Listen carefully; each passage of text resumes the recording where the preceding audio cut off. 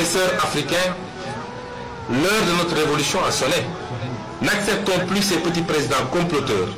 toujours à la solde de quelqu'un, mais jamais au service de leur peuple. Partout en Afrique doit souffler un vent nouveau de liberté,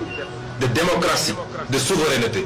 Le XXIe siècle doit être africain et siffler le réveil du phénix endormi depuis trop longtemps. Aux frères et sœurs africains, l'heure de notre révolution a sonné. N'acceptons plus ces petits présidents comploteurs, toujours à la solde de quelqu'un, mais jamais au service de leur peuple. Partout en Afrique doit souffler un vent nouveau de liberté, de démocratie, de souveraineté. Le XXIe siècle doit être africain et siffler le réveil du phénix endormi depuis trop longtemps. mbokk yi asalaamaaleykum ñiy waxtaan ak yéen ci lu gàtt rek dellu si réew mi ak tolluwaayam waaye surtout suñu jubluwaay moo ci ëpp solo fi mu toll nii. waxtaan gi ñu ngi koy doore ci tolluwaay réew mi ci président Macky Sall ak fi mu toll ak askanu Sénégal rawatina ñun ñi nga xam ne ñu ngi yëngatu ci wàllu kujje gi. yéen ñi ñëpp gis ngeen li xew ci réew mi ci fukki at yi weesu waaye gis ngeen li xew ci réew mi ci semaine yi weesu mu mel ni tey Sénégal ñëpp jaaxle nañ, ñëpp am nañ njàqare. mel ni tey Sénégal ñëpp téye nañu seen respiration, kenn noqeetul ndax xamuñu fuñ jëm te dara warul ko lu dul benn jëmm muy président Macky Sall ak yorin gu ñaaw gi mu yore réew mi foog ni mën na noot Sénégalais yi jaarale ko ci police ak gendarmerie waaye jaarale ko surtout ci justice. te ñëpp xam ni xeetu sénégalais du xeet gu ñuy noot lu tubaab bi amul ci ñun ci suñuy maam ñi ko jiitu ci nguur Senghor ba Ablaye Wade amuñu ko ñuy daw ci ay conquête démocratique ku ñëw rek sénégalais am fu ñu jaar ak yow ba am loo ba bàyyil leen ko ci seen sañ-sañ ak seen àq ak seen yelleef. gaw ma ni Macky Sall jëmmu Macky Sall mun na koo xañ sénégalais yi tey rawatina nag bu ñu tollee ci jamono joo xam ne Sénégal ndaw ñee fi ëpp. Sénégal nit ñi seen xel ubbeeku na ndax sénégalais ci boppam mooy nit koo xam ne yàlla da koo may muy ko xelu. Sénégal biir réew mi ba bitim réew diaspora ba waa ñiy dund biir réew mi ñëpp a xam li xew ci àdduna waaye ñëpp a xam ci li xew ci réew mi xam nag fi ñu jaar ba egg si fii ci réew mi moo tax Macky Sall ak ay ñooñoom dañoo ndax seen bopp. da doon làmbatu ba xam sénégalais fu ñu toll waaye léegi xam na fu sénégalais toll. ñuy remercier di féliciter sénégalais yépp ndax bi ñu dooree ci fan yii mun naa ne ci fukki fan yii weesu bi ñu dooree di génn di jaxasoog sénégalais yi ba léegi li ñu sénégalais yi woon defe naa jafe nañu gis ko ci biir réew mi. may féliciter di gërëm sénégalais yépp fi ñu jaar yépp rawatina nag waa département de Mbacké di leen gërëm di leen sant. wane ngeen ni Bawol mu nga fi mu newoon Bawolu bañkat Bawolu bëgg dëgg Bawol bi nga xam ne moo ñu jox Cheikh Ahmadou Bamba ci bañ ak bëgg dëgg ak fonk suñu dignité ak suñu personnalité. wane ngeen ko keroog ci àjjuma ñu leen ciy gërëm di leen sant di massawu nag waa Bawol ci ñi ci ñàkkale. am na loo xam ne am na ci ay yàqute ñuy massawu ñëpp waxtaan nañ ci ak ñenn ci ñi nga xam ne am nañ ci ay yàqute li ñu gën a neex ci waxtaan bi mooy dañu ne jàppewuñ leen ko ndax ñi féete boor bale bu ñu defoon li ñu war a def lii du am ci Bawol. bañ nag foo ko gis dafa am lu muy àndal loolu doon lu seddal suñu xol tax sénégalais yi ay patriotes lañu te xam nañ li ñu bëgg te xam nañ fi ñu jëm. ñi nga xam ne jàpp nañ leen siit ñu leen di massaw di massaw seeni waajur waaye wax leen ni jàpp gi bu soobee yàlla du yàgg ndax nappe gi Macky Sall di essayé ci réew mi ngi ci depuis 12 ans saa su ne mu jàpp ay nit bu ñu doxee diir dina leen wàcc ndax loo def ci lu dul dëgg rek di nga ci génn ci ni mu gën a gaawee. te it seetaanuñu leen benn yoon ndax suñuy avocat ngi leen di taxawu lépp lu ñu am ci mën-mën ñu ngi ko ciy def. léegi rek jóge naa ci manifestation boo xam ne ñu ngi ko jagleloon Mor Talla Gueye ñu koy wax nit dof waaye jagleel ko ñépp ñi nga xam ne ay détenus politique lañ. biñ koy lim ñun jàppoon nañ ci suñu lim gën saa gudd ay 35 la waaye sànq wax nañu benn lim boo xam ne ñun jaaxal nañu lépp ñu jàpp leen ci lu dëgg. waaye loolu xeex boo gis dafa am lu mu ànd ak tey la sénégalais yi gën a am sañ-sañ tey la ñu gën a dogu ci pareeg Macky Sall ak nguuram tey la xale yi gën a am farlu koo xam ne waxatu la nañ ma jàpp wala buñ ma jàpp ndax ñi essayé yàq xel yi du wax ak xale yi naan leen ku ci dee yaa ñàkk ak wax yooyu nga xam ne amul benn solo. réew boo ko bëggee nekk ci daf lay jaral ñun de jaral nañu te lu ne ñàkk nañ ko ci te loolu la xale yi gis ba ànd ak ñun moo tax xale yi ne leen ku dee sa way jur juraat dee du ci am sax bu soobee yàlla. waaye loolu day wane rek détermination bi sénégalais yi àndal détermination boobu nag ñoo ko bokk bu ngeen ci amee benn am nañ ci fukk suñu bakkan bii la ñu jox Sénégal ñun ndax dafa jot ñu moom suñu bopp. dafa jot lii ñu gis ci réew mi jeex fi alalu réew mi ñenn rek séddoo ko yor ay milliards ay géwélu président ay Masamba ay mbokk kii ñépp ñu jël alalu réew mi yépp téye ko seen lox yor ay milliards di ci noos di ci gundaandaat ndaw ñi nekk fi amuñu liggéey secteur boo jël ci réew mi doxatul du transport du artisanat du mareyeur du njàng mi du paj mi amul looy jël loo xam ne tey nee nañ mu ngi dox correctement ci réew mi mu am ñenn rek ñu fi nekk di séddoo ba pare ne kenn du wax ku wax ñu fexeel la ku wax ñu dal sa kaw ku wax ñu sosal la ku wax ñu tëj la kaso ku wax ñu dóor la balu fital loolu dina fi jeex bu soobee yàlla. mbokk yi système mu Macky Sall ci boppam moo jeex ci Sénégal te lu ñu liggéey la ñu nag yéen ay at ñu koy liggéey métti woon na lool te dina continuer métti waaye jeex na ba noppi. loo gis rek olof dafa ne lu yëngu rek li ko yëngale ko ëpp doole jamono ji ñu toll tembe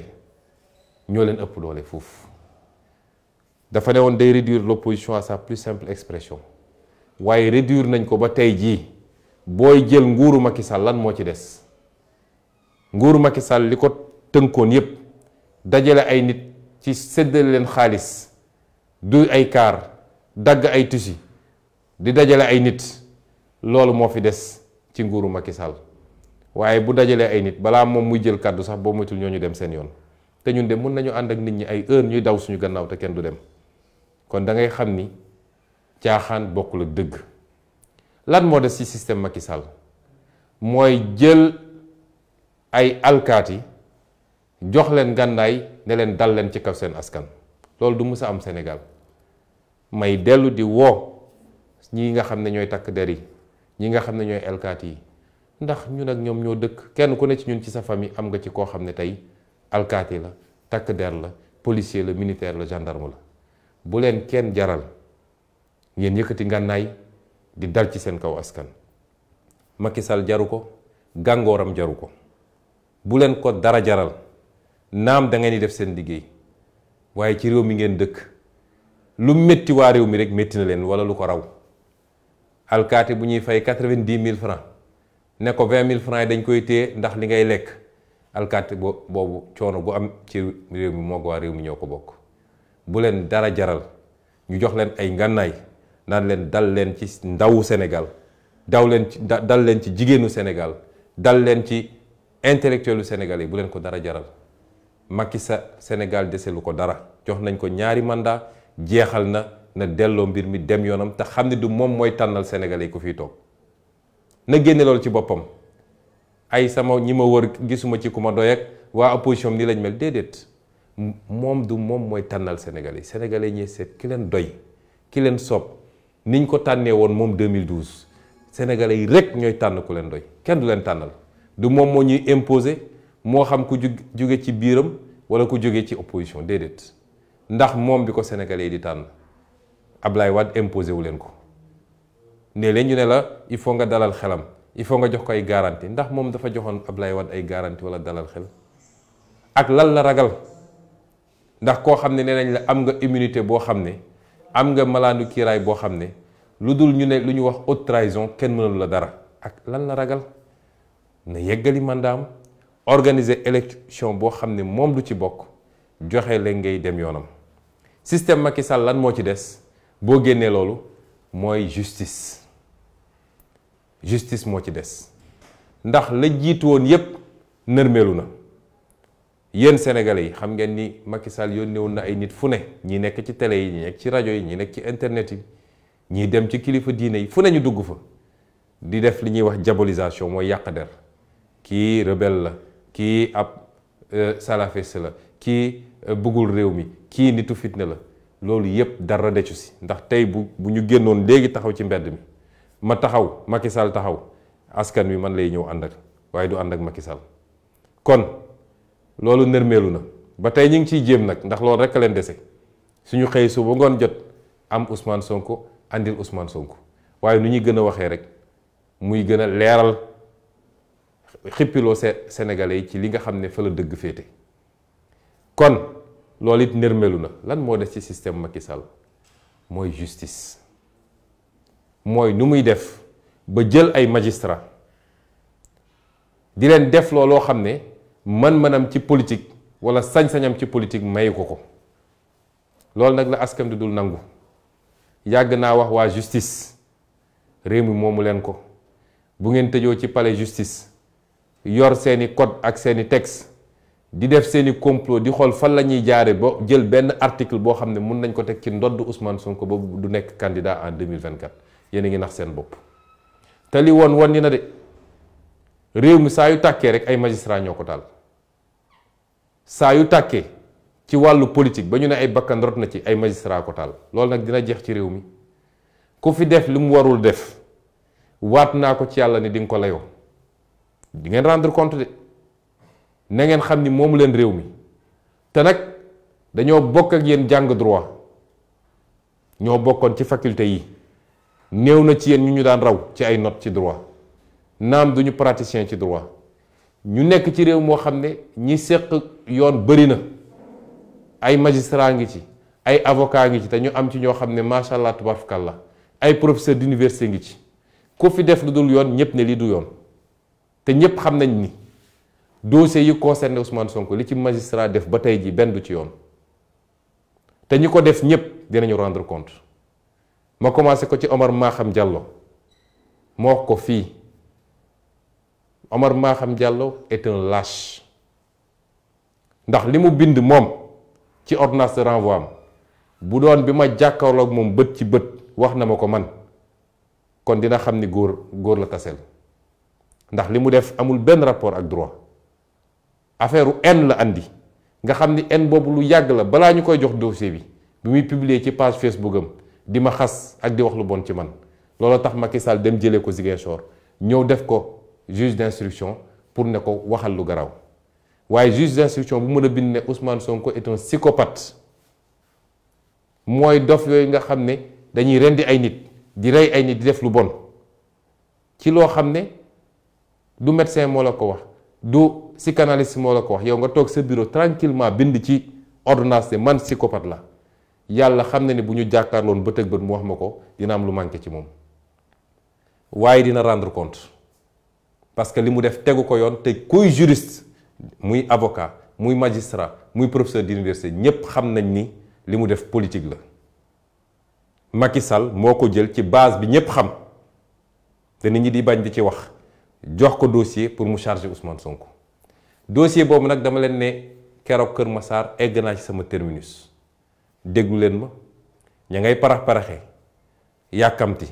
di gaawantu am na dossier yoo xam ne depuis 4 ans 5 ans en matière criminelle ñoo ngi prison jugé wuñu leen waaye yàkkamti nañu ñu ngi parax-paraxee te jàpp nañ ni suñu duggee ci ay weeru koor ñu ne programmé nañu ay procès sénégalais yi dinañ tal leneen parce que koor gi da leen di jàpp jum nañu nag dossier boobu dama ne egg naa ci sama terminus man kenn du ma ñàkkloo fayda bu dee ñoom justice dañoo ñàkk fayda ba tey Macky Sall di leen defloo yëfu ñàkk fayda yu ne pour taqal deru nit man duma leen ci topp waaye buñ ci tollee dinaa leen wax lan mooy taxawaay bi te bu jaag Macky Sall bëggee jàmmarloo dina am jàmmarloo ci réew mi ndax ëpp ñu fit te lu ko mbir mi jaral benn jaral nañu ko téeméer ñaareel dossier bi nag mooy waxu ñàkk fayda yooyu nga xam ne Sénégal li gën a métti mooy ñi warut a wax ñooy wax ndax ku ñu dénk ministère nga def njombe rapport génn ne njombe nga def ay sénégalais bind ci téere wax li nga def presse bi yëpp wax ci nga ne tey yow yaa am sañ-sañu dem tribunal di porter plainte parce que man lire naa benn extrait rapport juge bu njëkk a jóg ne man mu ngi may condamné man ci loolu juge boobu suñu ennemi la ndax sañ nañ lu ne nag te li ñu gisagum dalul suñu xel ndax juge boo xam ne dossier bi biñ ko yëkkatee ba léegi fajar la ay waa dig di ñëw taxaw ci dossier diffamation fajar ñëw taxaw sama kër naan dañuy andi ay convocation juge bi paraxee ba keroog juge dossier diffamation dossier nouveau nga xam ne mi ngi doog a egsi juge bi bëgg koo retenir ci même jour bi loolu musul am ci tribunal bi samay avocat ñëw di constituer xanaa kay kuy doog a constituer nga may ko ba mu jot dossier bi mun koo xool juge bi bëgg a retenir dossier boobu juge boobu dalul suñu xel man li ma gëm mooy juge boobu dañ ko yónni dañ ko yebal saa suñu tànnee ay juge ci dossier yu xaw a doy nii waar li ci ëpp nag parce que li may wax nag am na ba léegi ay magistrats yu jub de yu baax yu bëgg a def seen liggéey te gëm naa ni sax ñoo ëpp téeméeri yoon waaye duñu leen tànn mukk ci juge dossier yu mel nii ku ñu tànn rek am na lu lalu ci suuf juge boo xam ne bi nga demee ba suñu avocat yi xeex ñu ne nga ne da ngay renvoyer nga ne renvoyer naa au 30 waa parquet ne d'accord ñu depuis quand le procureur di imposer juge datu audience ndax procureur moo ko imposer datu le 16 bi mu ne renvoi ferme mooy mënatul am renvoi te gis nañ fi ay dossier diffamation yoo xam ne renvoyé nañ ko ñetti yoon ñeenti yoon juróomi yoon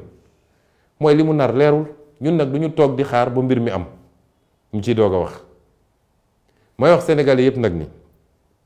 dossier bëri dama leen ne egg naa ci terminus bii nag comme mi ngi doog a yegsi bu soobee yàlla ëllëg dinaa dem déglu leen seen tappale yooyu suba lay jeex ndax dossier boo xam ne lépp yor nañ ko mi ngi suñu loxo dossier boo xam ne rapport bi ñu ciy tudd Amadou Ba taxaw na ci télé bi ne rapport bi am na waaye dafa fuité ki nga xam ne moo ne dafa porter plainte te bugguma sax tudd turam ndax du nawle moom ci boppam taxaw ne rapport bi am na Amadou Ba sax jox na ko Cour des comptes ñu ñëw toog naan rapport am na wala amul kan la ñu yeb ci Sénégal foog nañ ni ci loolu la ñuy teree Ousmane Sonko nekk candidat 2024 ban réew la ñu nekk moo tax ma ne ëllëg bu soobee yàlla dinaa fa dem di woo nag sénégalais yépp suba yéen ñëpp jégu leen dem tribunal ndax audience bi audience publique la te procès bi du procès ay est-ce que rapport bi am na wala amul procès Prodac la la ñu def ci Prodac mais nañ ñu occasion sénégalais yépp xam lan la ñu liggéey ci Prodac ci xaalis bi nga xam ne sénégalais ko moom kon bu leen kenn gëmloo ni waru leen dem tribunal ndax Macky Sall nappaate gi mu doon jaay gis na ni feesul bëtu sénégalais yi at ak genn wàll ngi nii Similac Sala moom ak général Moussa Fall ak commissaire yàgg génne char de combat yi génne dragon yi génne troupe yi barricade dëkk bi yëpp foog ni nag mën nañu xoqatal sénégalais ba nit ñi dootuñu ñeme mais dañoo xamul sénégalais moomuñu réew mi liberté de circulation la ñu am audience bu ñu ne audience publique kuy sénégalais rek am nga sañ-sañu jóg waxuma la sax kii sama mbokk la wala kii sama xarit waaye mun nga ne maa ngi doxantu ji tribunal dem seetaani audience loolu mooy audience publique kon yéen ndaw ñi yéen intellectuels yi góor ñi jigéen ñi ku ko sa jot may suba boo xëyee doxal ndànk xeexoo xuloowoo sànniwoo xeer taaloo waaye am nga sañ-sañu dem tribunal ne maa ngi dem fekke ji audience bi buñ leen may ñoom ñu tappale dem jël saalu audience bi dugal fa seen quelques militants ñu nekk di def seeni manières yooyu déedéet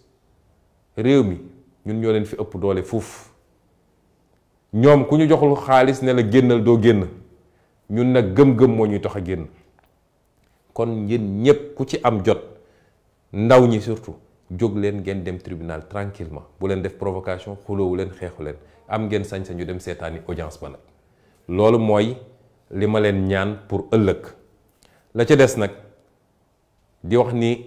jeexal nañu ak Macky Sall yi ngeen di gis ni yépp nguur gu tiit ak nguur gu jeex mooy def noonu jàppaate yu bari yépp nguur gu tiit ak nguur gu jeex la te wàññiwul dara ci détermination bi tey la waalo gën a ay suñu woote woon léegi ay millions de jeunes ñooy génn. jeexal nañ ci nguuru Macky Sall lay yeggali nag mbir mi mooy détermination buñ ci amoon benn nañ ci am fukk. yàgg naa leen ko wax man li ma jaral jaralu leen ko yéen parce que réew mi moo ko jar tey xeex ba defar réew mi ci jaamu yàlla la bokk. jaamu yàlla goo xam ne ni julli toll ni woor toll ni aji màkka toll man gëm naa ni noonu la toll wala nu ko raw. kon yëkkati mbir am na solo yàlla def ci barke am na solo waaye nag li ëpp solo ci àdduna mooy mujj bi nañu fexe ba mujj bi ñu yeggale liggéey bi. képp koo xam ne it yaa ngi ci projet bi rawatina ñi ma wër ànd ak ñun ndaw ñi ànduñoo ak ñun parce que ñun ñoo dàq ci réew mi de wala dañ leen di jox alal wala ñoo gën a rafet. ndaw ñi ngëm-ngëm la ñu am ci ñun yaakaar la ñu am ci ñun kenn ci ñun amul droit décevoir yaakaar boobu ku ko décevoir suñu borom dina la alak man loolu laa gëm waaye ku ko décevoir ndaw ñi dinañ ko régler ak yow fii ci àdduna balaa ngay dem. Sénégal dafa war a jóge fii baax ba faw te suñu génération mu war a porter combat boobu te duñu nangu kenn wala lenn yàqal ñu ko kon ñu ngi leen di jox dig daje ëllëg. ñépp nañu daje tribunal ba wax justice ni moomu leen réew mi de te mënu leen ñu tere nekk candidat en 2024 bu soobee yàlla. la ca des nag mooy beneen tappale bu ñu nekkee buñ ci tollee dinaan wax lan la ñuy def ci réew mi bu soobee yàlla. asalaamaaleykum wa rahmatulah wa barakaatu.